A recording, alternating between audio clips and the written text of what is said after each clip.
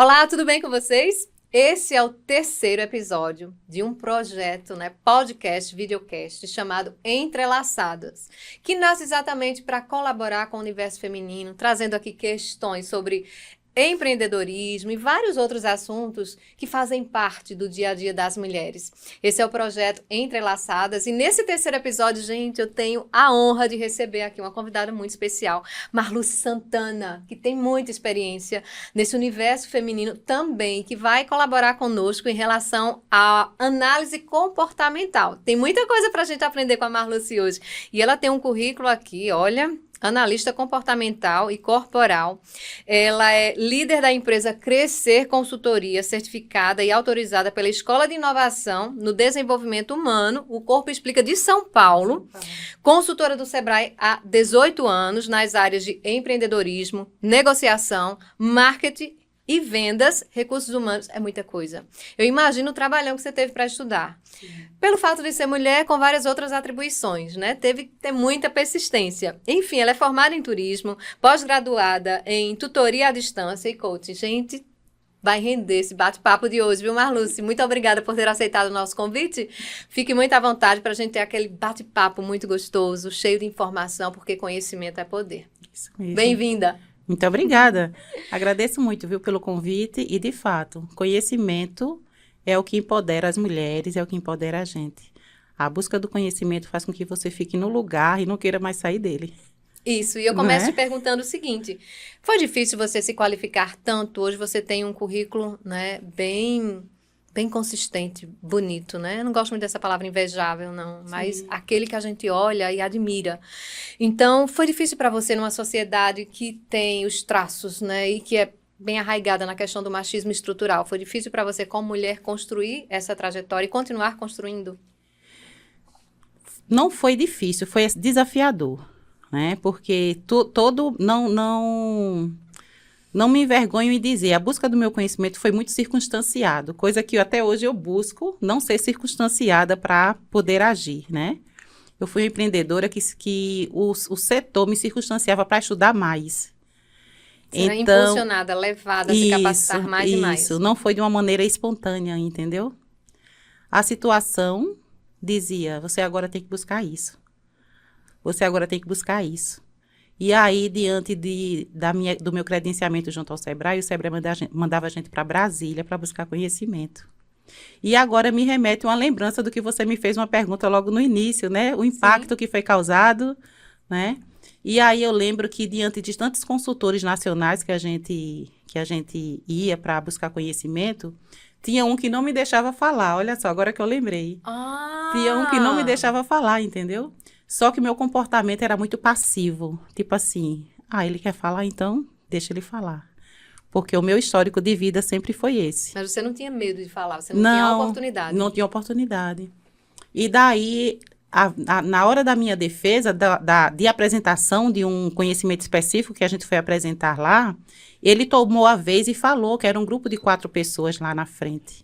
E aí eu me calei e deixei ele falar. E de repente a pedagoga, que tinha uma pedagoga lá, uma conteudista também, disse assim, por que você não deixou ela falar? Talvez ela já tivesse com essa lente, sabe? E eu não. Por que você não deixou ela falar? Aí ele disse, não, porque eu estava dominando o assunto. Aí ele disse, quem disse? E como você sabe que ela não estava? Isso é um tipo de discriminação. Não é? Fortíssimo. Não é? E eu não me toquei agora nessa história buscando conhecimento. Achou que você não era capaz de tanto quanto ele? Os avaliadores pedagógicos de lá, eles pegam muito no pé de todos, sabe? Uhum. E disse, então, faça o seguinte, dê um passo para trás e deixa ela apresentar. Deixa ela dizer que não está em condições. Nossa, que situação. Esse homem pirou, constrangedora, né? E esse homem pirou depois, me pedia desculpa. Não era isso que eu queria fazer. E eu disse, não, tudo bem, não tem problema não. Eu até cheguei a dizer, até achei bom, porque você tomou um pouquinho do tempo que eu tinha, e eu tinha pouco tempo, não tinha tanto assunto para falar, mas não porque eu não tinha. Era para não deixar ele desconfortável, entendeu? Uhum. A gente se sente desconfortável, mas a gente não quer desconfortar o outro, não é? E foi isso, essa foi a história que eu lembrei agora do impacto que causou. E depois disso eu não me calei mais, sabe? Eu dizia, não, pode deixar, o espaço é meu, o espaço é seu. Começou a se Comecei a me posicionar. posicionar, sim. Sim. E aí você hoje é analista comportamental, né? Como é que Sim. funciona isso na prática, Marluce? Olha, como eu trabalhei, meu Deus, 15 anos com pessoas, sempre trabalhei com colaboradores, com a escuta, né? Com gestores e com os líderes. Eu conversava com a parte estratégica, tática e operacional. E quando eu conversava, os comportamentos eram muito diferenciados um dos outros, né? E aí eu disse, que conhecimento eu poderia ter a mais para poder entender os três lados, o tático, o estratégico e o operacional. E aí foi quando me veio essa escola de inovação, porque tudo inovava, todos os setores inovavam, indústria, tudo, né? Mas no desenvolvimento humano, não. E quando eu vi uma inovação no desenvolvimento humano, eu digo, talvez isso aí me agregue para que eu possa compreender melhor as pessoas. E aí eu fui buscar esse conhecimento, e aí começou tudo aí, né? Sobre o porquê que 8 bilhões de pessoas no mundo têm os mesmos comportamentos em todos os lugares do mundo, mas o que muda só o endereço e só as empresas. Ou seja, são comportamentos bem naturais ao ser humano, Ao né? ser humano. Mudando um pouco da personalidade, mas o comportamento é o mesmo. É o mesmo, né? Então, em uma empresa, sempre vão ter esses 5 traços comportamentais e muitos deles, se não compreendidos, eles vão ser julgados, eles vão ser tidos como amostrados ou arrogantes.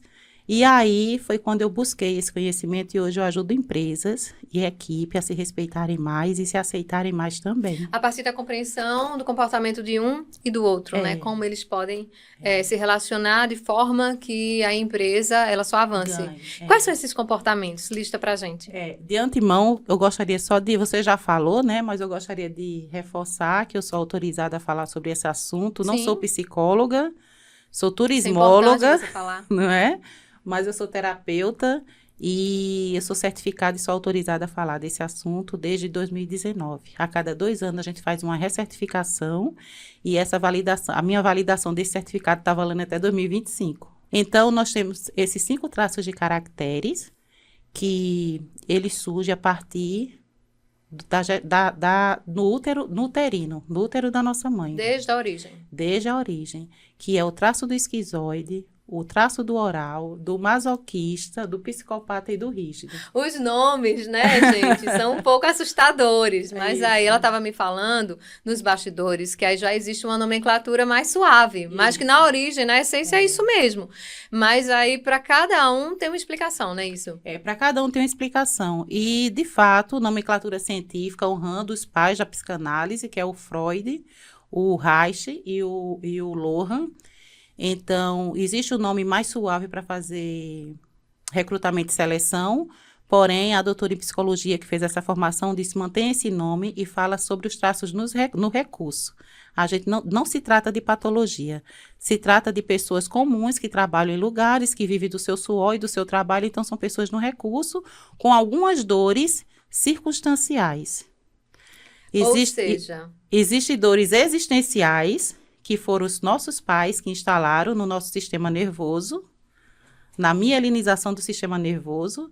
Dores existenciais é quando o esquizoide tem a sensação da rejeição ainda no uterino, ainda na barriga da mãe. E aí como é que ele vai se comportar na fase né, da infância, da juventude? Na verdade, ele já se comporta na barriga. Ele é uma barriga fria, é uma barriga fria e dura. É uma barriga que não interage com a mãe nem com o pai, porque ele está vivendo um momento de dor da mãe. Ou o pai está desempregado, ou é uma mãe solteira, ou é um pai que ainda não aceitou esse neto, que mora com os pais, né? Então, essa mãe ela fica muito tensa e não passa sangue no cordão umbilical para esse filho. Comprovado, e aí, né? É comprovado cientificamente. Então, esse traço de caráter, porque o que é que está a informação nesse momento da gestação? O cérebro, a cabeça, né? Então, essa criança sofre um impacto emocional externo e é como se ele dissesse, esse mundo não está preparado para mim. Aí, então, o trauma dele é existir. Ele já começa a inexistir na barriga. Isso vai gerar uma série de conflitos. Gera, porque aí... como tudo nosso sempre está ligado desde a 1 a 5 aninhos, então, de fato, como vai ser essa criança agora? Como vai ser esse adulto agora? Como vai ser esse marido? Entendeu? Então, como vai ser essa criança na escola? Tem como corrigir isso? Ou tem como Não tem aprender a conviver? É aprender a conviver. Porque se o impacto foi muito forte nessa parte aí da rejeição, então predominantemente ele vai ser um traço de caráter esquizoide. Claro que ele não só tem um, ele pode ter 3 polaridades, porque cada um desses é polaridade, entendeu? Entendi. Vai tem que ele seja oral também. vai que ele seja assim, vai que ele seja um esquizoide, ele sofreu a rejeição e sofreu o abandono. Oral, psicopata, masoquista, Isso, rígido, né? pode Então, ser até 3. para ir na sequência, o esquizoide, ele sofre a rejeição. Uhum. O oral, no desmame, ele sofre abandono. Já era para ele desmamar com 1 aninho e ele não desmamou. E aí, pessoas, tios, avós, primos, quem está cuidando dessa criança, muito estímulo na boca, e ele passa da fase da oralidade, então ele vai ser um oral do excesso. E o trauma dele é o quê? Minha mãe me abandonou, e pessoas, não tem o cheiro da minha mãe, não tem o colo da minha mãe, e eu fico inquieto, eu choro, e as pessoas pensam que eu estou com fome e me dá estímulo para passar a fome, mas não é fome, é o colo da minha mãe que eu quero. E isso vai refletir bastante lá na frente, né? Que eu vou dizer como é essa criança depois. Então, a criança, aí aqui, olha, gestação até 1 mesinho de vida, Sim. oralidade de 1 mês de vida até 1 ano de idade, Sim. psicopata é no momento de interação, porque tudo isso é um momento da vida de formação da criança. O psicopata é na interação social, ele já saiu do colo da mãe, já está conhecendo o colo do tio, né, dos parentes, do professor, que às vezes ele vai tão novinho ainda para a escola. E então, esse momento de interação social forma-se o traço do psicopata. Que o nome é bem pesado, né? Mas que na prática representa algo mais simples, digamos assim. Mas que na prática, quem não tiver o traço do psicopata não está focado a crescimento. E empreendedora... Quem diria? É que é o nosso traço ambicioso. É o nosso traço focado em resultado. E toda empreendedora que eu pego, eu digo, deixa eu ver quanto é que você tem de psicopata, que é o que vai lhe ajudar a empreender melhor. Olha, tá vendo? Entendeu? Porque aí quando você escuta o nome, você pensa que está relacionado a algo assim, extremamente difícil, né? Porque o que a gente vê nos filmes, né, de ruim é do psicopata. Mas quando você tem conhecimento desse assunto, todo mundo quer ser psicopata, Sandra. Poxa, Marluz, vê se tu vai chamar um pouquinho de psicopata aqui no meu ombro. Eu queria ser mais psicopata, eu sou muito dependente emocional, entendeu? Então, todos eles têm a vantagem de ser e a desvantagem. Então, qual será a vantagem de ser esquizoide e qual a desvantagem? Entendeu? E eu vou falar aqui também da empreendedora, né, que é o foco. Isso. Bora falar. Então, tem o traço do masoquista que foi no desfraude, a criança que desfraudou, de maneira irresponsável, os pais, né, com muita humilhação. Você já é uma mocinha, fazendo xixi. Eu digo, mãe, ela é uma criança, é um bebê ainda, criança. Não, Marlúcia, espera. É uma mocinha, você já é uma mocinha. Por que você fez xixi na fralda? Era para ter pedido para ir pro troninho. Aí começa a instalar a culpa na criança, e a criança fica se prendendo, né? Retraída, cheia de medos, de insegurança. E como envolve ainda a formação, porque isso aqui tudo é sobre formação, né? Formação da cabeça, formação dessa parte que leva tudo para a boca, formação do tronco, do psicopata, onde ele vai ter o controlinho do corpo, do tronco. E aqui aqui a parte do esfíncter anal, que a criança ainda não tem controle. Entendeu? É um sistema, é uma mielinização, é a espinha dorsal. Controle, e de acordo com a idade, isso aqui é de 2 a 4 anos ainda, que ele precisa controlar o esfíncter anal. E quando ele não controla, a mãe humilha, o pai humilha. Entendo. Entendeu? Isso vai gerar muitos problemas. Isso gera para a criança uma exposição da particularidade dele. É um mundo muito intenso da criança. Poxa, é errado fazer cocô, é errado fazer xixi. E ele começa a se contrair mesmo, entendeu? No corpo todo, para controlar o cocô e o xixi antes do tempo. E quando ele vem da escola, todo, né? É uma vergonha imensa. E que ele vai prendendo. Rígido também. E o traço rígido é o traço onde ele entende aqueles choquinhos internos, né?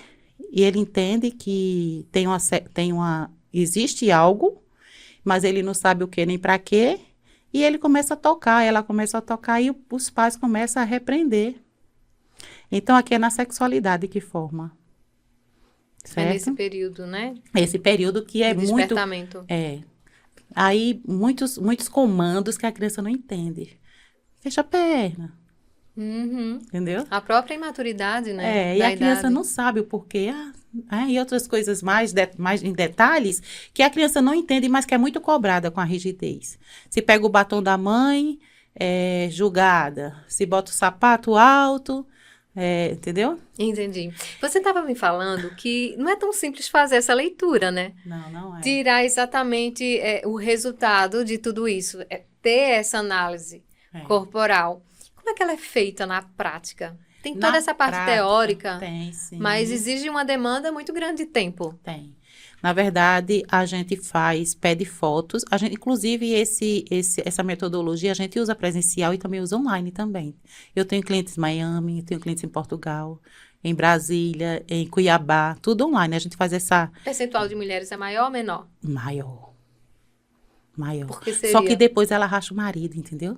Porque aí a gente faz dela, depois, de alguma forma, ela tem uma atitude favorável para os dois, e de repente ele pede para fazer, e a gente faz um mapinha dos dois, a combinação do traço de caracteres do casal. Isso vai ajudar no relacionamento, né? No casamento, inclusive. Muitos que estavam à beira da separação se casaram de novo. Porque começaram a entender que eles não vão mudar o outro, eles podem mudar a si. E aí você Entendeu? vai analisando ponto por ponto. Ponto por De ponto. fotografias de várias posições, digamos. De pé, sentado. Como é que é isso? Na verdade, são 6 partes do corpo que a gente fotografa ou faz presencial, né? Cabeça, olho, boca, tronco, quadril e pernas. De frente, lateral e de costa. Cada um fala uma coisa. Cada um fala uma coisa. Tipo, se tem um rosto simétrico como o seu rosto é simétrico. Tô sendo analisada. É. Fiquei com medo agora. Não, nem se preocupe. Brincadeira. Vai de olho, vai de simetria, vai de sensualidade e de expressões e de sensações também. Quando o corpo não fala tanto ou fala parte, a gente vê como é que as pessoas se comportam, como é que as pessoas olham, se tem aquele olhar mais, tipo, pesquisador. A boca, quando fala muito do canto, já viu aquelas pessoas que sorriem meio de... Sim, de lado. É o psicopata, entendeu? Parece um sorriso irônico, né? Pois é. Mas aí é o psicopata. Então, existe formatos de corpo, existem expressões e sensações também que a gente analisa. De que forma toda essa leitura pode ajudar aí o universo feminino? Eu, inclusive, Você eu tenho uma falou sobre palestra. Casamento, né? O universo feminino, principalmente no empreendedorismo. Isso. Uma palestra. Você já deve ter assistido Divertidamente, não já? Aquelas são as vozinhas da nossa cabeça, tá? São esses aqui. O Divertidamente 1 e 2, aquele roxinho com medo, é esquizoide. Quais são os 5 medos Quais são os 5 medos do ser humano?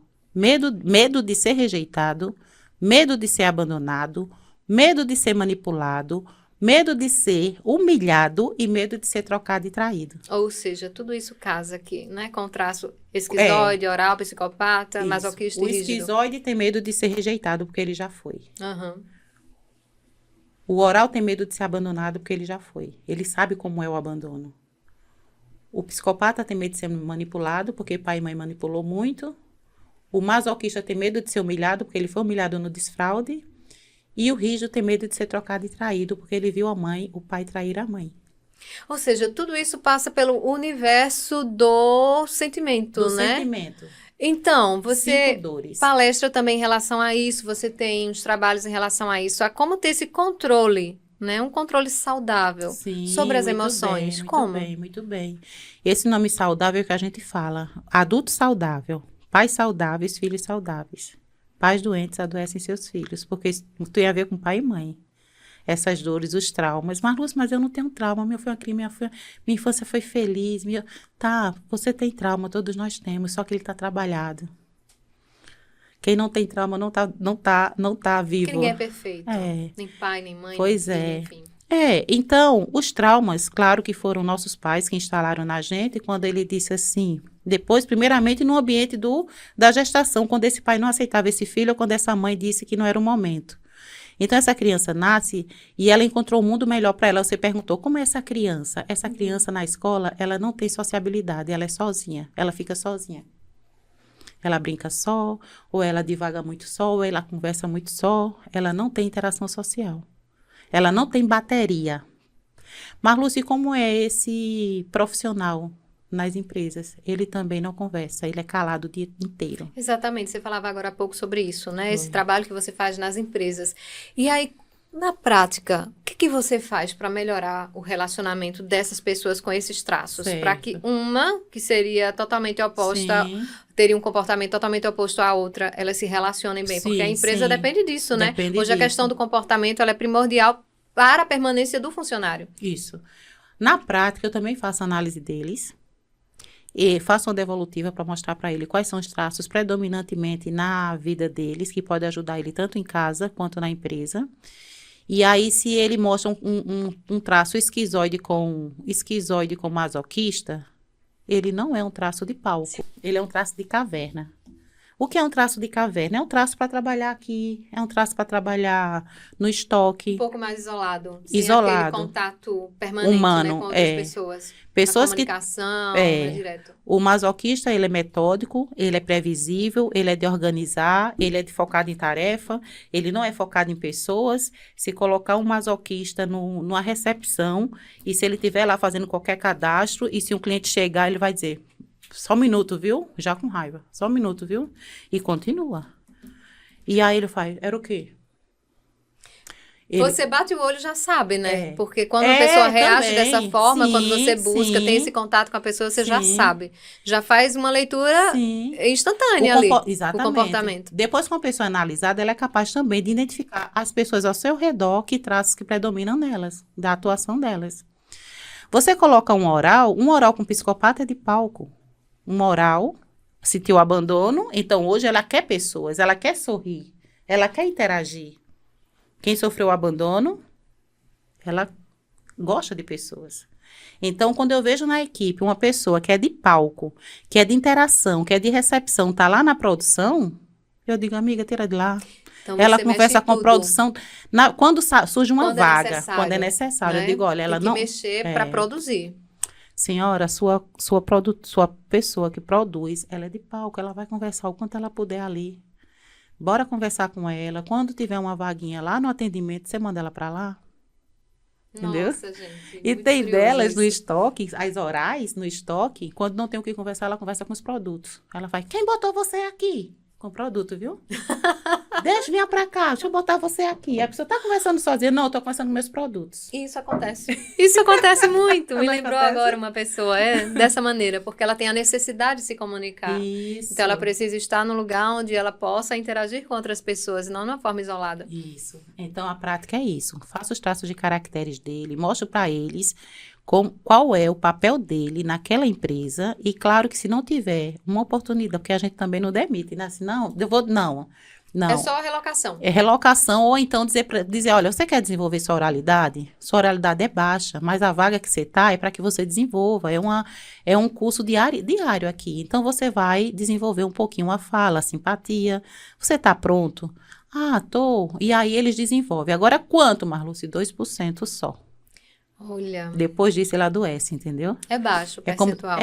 mas assim, é notório. Sim. Os 2% é muito notável. Por quê? Porque é como se pegasse um elástico e esticasse.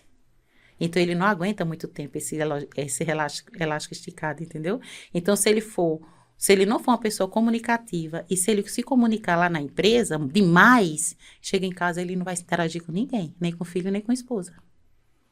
Porque ele faz, já tô cheio. Tudo deve ser bem Então, equilibrado. na prática, é tipo mostrar, dizer, é bom logo na seleção. Na seleção, não, ele é de palco, bota ele lá. Não, ele é de estoque, esse é de caixa. E aí você tem que ter tempo. E aquela pessoa que representa a empresa, que é responsável pela empresa, tem que te ouvir atentamente. Porque não é uma coisa muito fácil de você ouvir e você já pegou a situação e você já domina. Não, precisa de tempo para estudar. Porque nas próximas contratações, ela já vai estar mais preparada para já fazer. vejo. Exatamente. Né? Você percebe alguma diferença nessa questão da análise quando se trata de homem e quando se trata de mulher?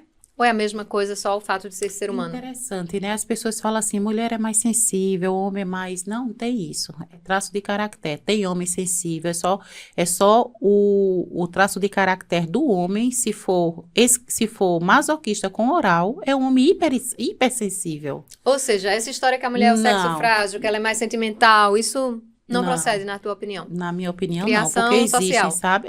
Existe isso. Existe a mulher hiperinsensível, basta ela ser psicopata com esquizoide. É uma mulher hiperinsensível. Nas relações comerciais, ela só está focada no dinheiro do cliente. Entendeu? Empatia zero.